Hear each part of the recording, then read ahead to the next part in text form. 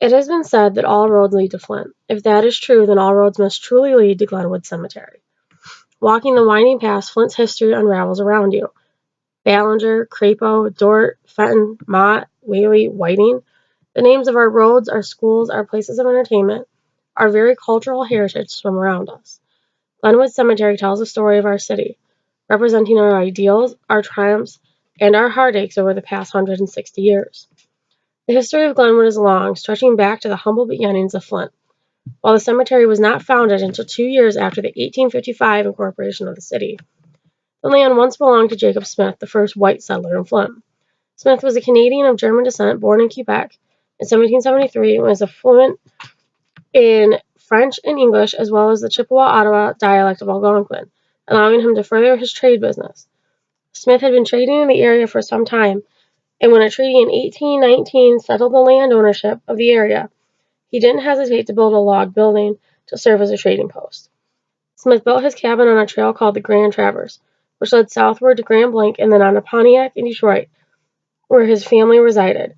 In the 1850s, the lumber industry was booming and drawing people to the area. Flint was incorporated as a city on February 13, 1855, with a population of just 2,000 people. The old burial ground had been established in the 1840s and was proving inadequate to the demands of the growing city of Flint. It was high time for a modern cemetery. Taking it upon themselves to rise to the task of its creation, 37 men gathered together to form the Glenwood Cemetery Association of the city of Flint. While we may never know the exact reason the founders of Glenwood chose this land, its hilly landscape with the Flint River to the north and wooded ravines to the east and west must have drawn them in. The Romanticism movement, which focused on nature and emotion, was popular in art and literature at the time, and paired itself with the growing need in Great Britain and other European countries for burial grounds outside the old churchyards, and culminated in the garden cemetery movement. The design of Victorian cemeteries mirrored their values of everyday life. The Victorians did things in a big way, and their cemeteries echo the grandeur of vision and hope for the future. On the 24th of October, 1857, F. H. Rankin, editor of the Wolverine Citizen, ran a piece at the request of the Glenwood Cemetery Association that described Glenwood as a romantically diversified tract of land, comprising about 30 acres on the banks of the Flint River, of great natural beauty enhanced by all the taste of art. Glenwood was dedicated just 4 days later on Wednesday, October 28th, at 10 o'clock in the morning. It was presided over by Reverend J. S. Goodman, with music by his congregation and the Flint Brass Band. When Glenwood was opened, it featured a receiving vault for housing the deceased in winter until the ground could thaw, a grand set of front gates, and at its center a commodious chapel where services may be held, all of which are no more.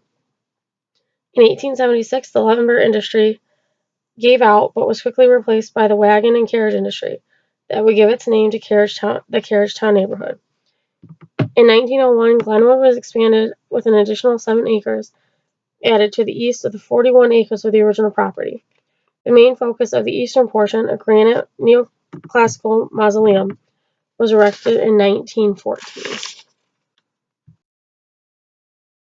Glenwood is a living, breathing window into the lives and traditions of a bygone era, steeped in the art and symbolism that was meant to serve as a lasting legacy of those who have gone before us.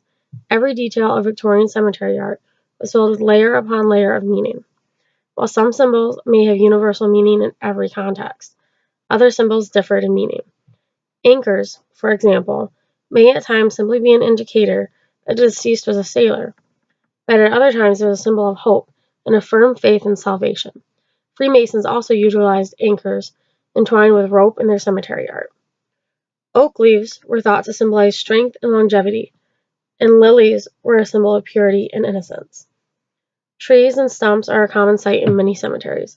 Cut tree limbs were said to represent the absence of a lineage, often because the parent had suffered the loss of a child. Short stumps and broken columns symbolize a life cut short. Urns, especially shrouded urns, and weeping willows, were more general symbols of mourning, and yet other symbols have lost their meaning to us entirely.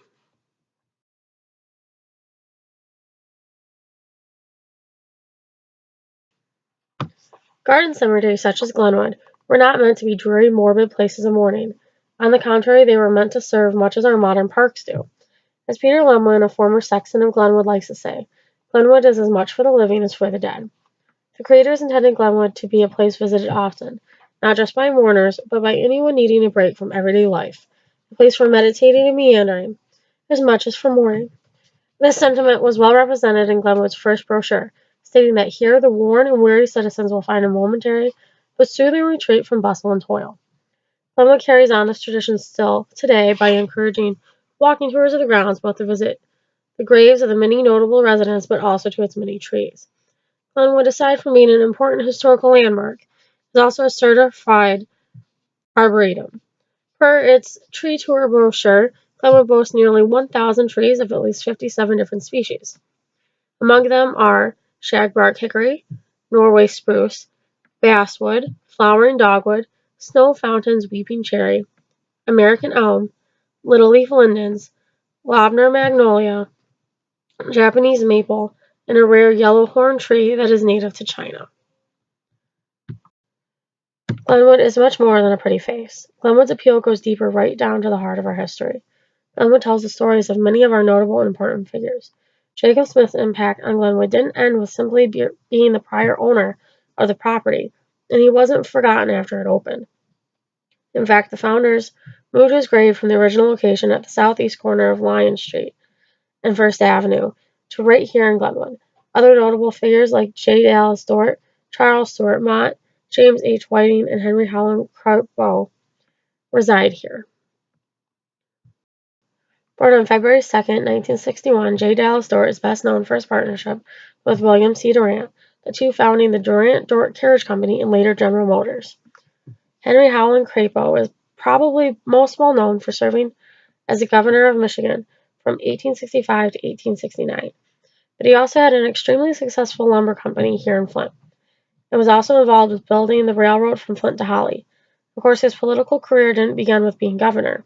He was a mayor of Flint in 1860 and a member of the state senate in 1862, and his grandson would grow up to be the W.C. Durant of the same General Motors and Durant-Dort Carriage Company fame as J. Dallas Dort.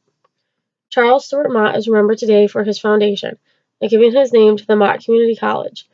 Born June 2, 1875 in Newark, New Jersey, he held a degree in mechanical engineering.